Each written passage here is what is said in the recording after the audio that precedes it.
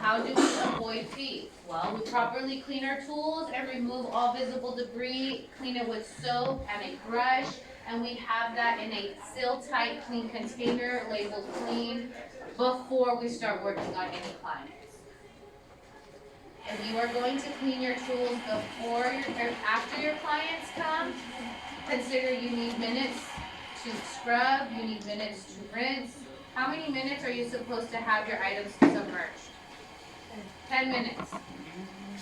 So now you maybe wait at least 20 minutes just for you to properly disinfect your items. If your items are wet after you've taken them out of the pots and you go put them on your station, you technically have a soiled item.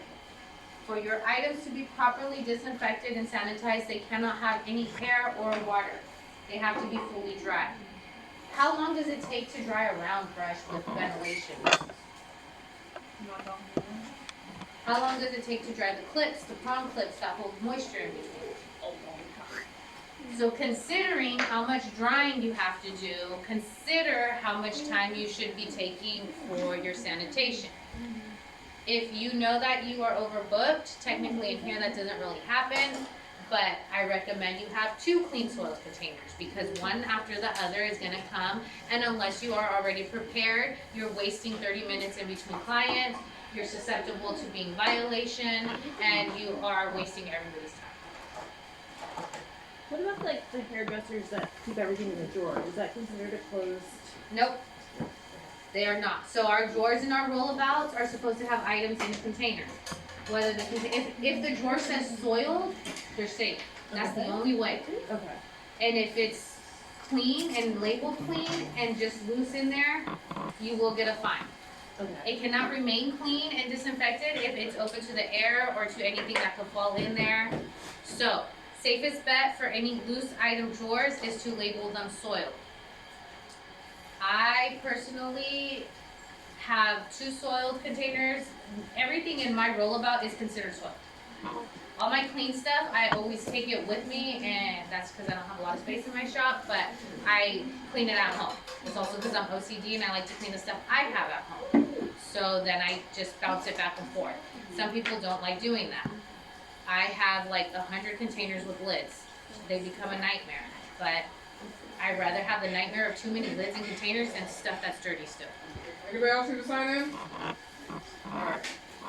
So just know you guys are supposed to have those labels soiled, and if they're not, then they need to be closed completely, no hair, no moisture.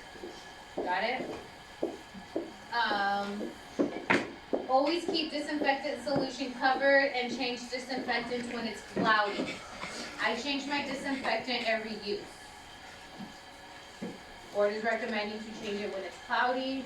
To me, it's cloudy after the first time.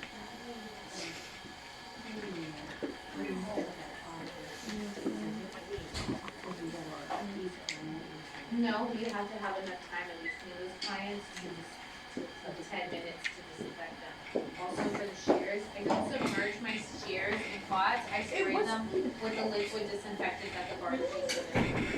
So I open them up, spray one side, let it sit for 5 minutes, flip them over, spray the other side, let it sit for 5 minutes, wipe them down because they can get a little greasy from that stuff, and then that's it.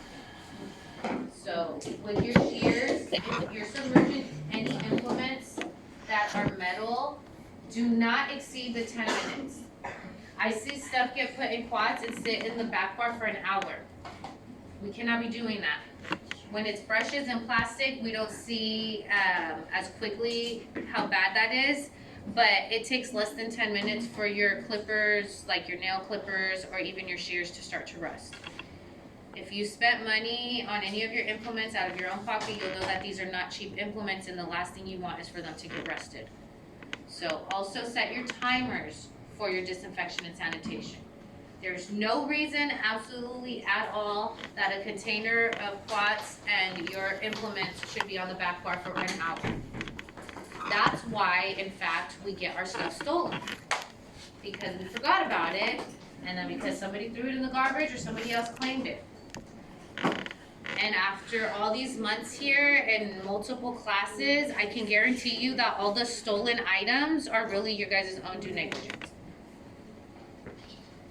90% of the time, no one's stealing things around here. Until it's that up for grabs moment when it's like, oh my God, I have nothing and I have a client and nobody's claiming this.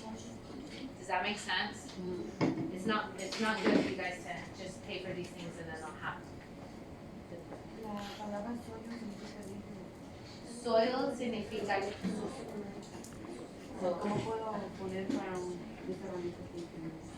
clean or disinfected. So she had a very good question. Soiled means dirty. Dirty or soiled is proper label for a container that has contaminated items. Clean or disinfected is a proper label for anything that has been clean and disinfected and put into an airtight container. Not having labels on your products, on your containers, or any of your chemical solutions will be a fine. That is also law. You have to have labels. It is very, very strict in state board that everything be labeled, especially products. Clean implements, soiled implements, and whatever products you're using, if they are transferred into another container, absolutely have to be labeled, whatever it is that they are.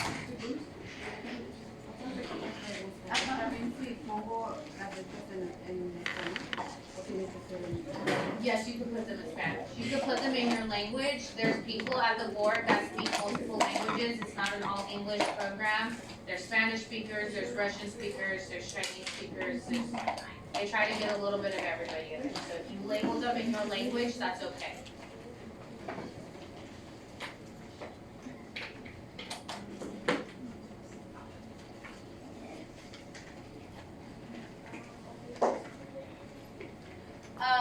Another one I want to go over really quick, a big state board rule is how we dispose of our products. The MSD sheets tell us how to dispose of them. Most of us have not actually looked at an MSD sheet. I think I'm going to find one for you guys to just look over and understand what they look like and how to read it. But disposal of products. We've had this moment already happen with acetone. It's going to happen with relaxer. It's going to happen with hair dye. Any product that we have excess of, where do we want to dispose of it? There's only one right answer.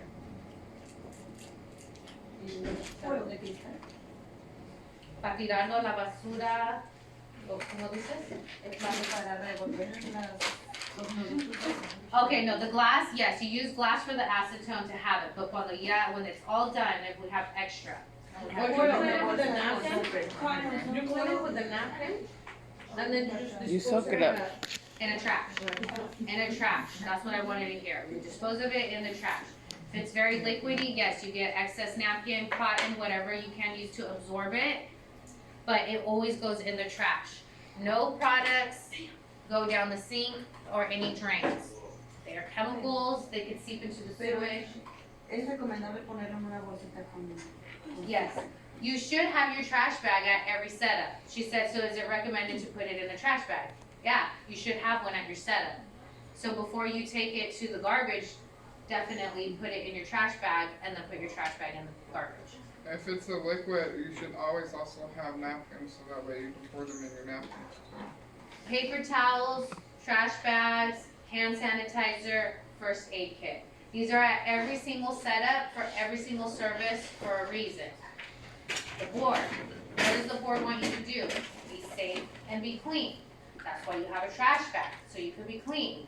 That's why you have paper towels, so you can be clean. Why do you have a hand sanitizer at every setup? Come on, guys. So you can be clean. So the first aid kit is so you can be safe. So if you do not have your trash bag, which I've been trying to get cracked down harder on you guys because you're not on the floor, doesn't mean you're exempt to a proper setup. Because you're practicing doesn't mean you're exempt to a proper setup. If you're practicing, it's more the reason that your setup should be proper. When you're in the field and things are happening, sometimes it's a little bit harder to keep up and have everything perfect. But right now, in this classroom, and you don't have to worry about anybody but your setup.